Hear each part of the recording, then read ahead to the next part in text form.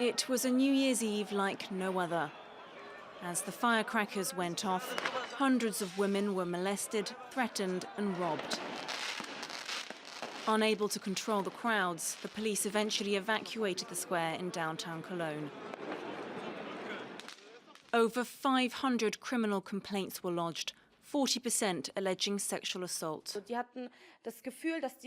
They felt like they had all the power and they could do anything with the women that were out partying. They touched us everywhere. It was horrible.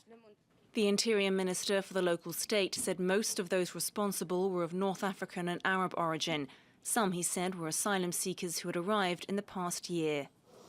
As Europe faces its biggest migrant crisis since World War II, politicians and the public are grappling with cultural differences on sex and gender.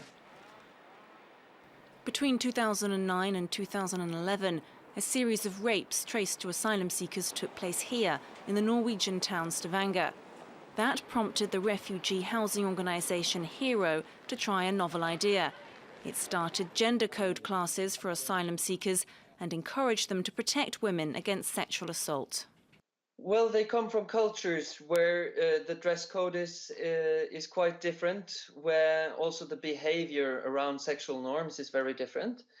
We actively encourage them and we train them to stop those situations from escalating. And that is a complete different approach than actually patronizing, just telling them how things work in Norway. These asylum seekers took part in HERO's programme. In my home country, women just sit at home, cook and clean the house and stuff like that. They only work at home.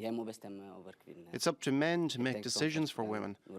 That was what I thought when I first came to Norway, but now I agree with this system of men and women standing together. The Norwegian government has expressed interest, but for now does not fund HERO's programme directly. So far, 1,000 asylum seekers have taken part.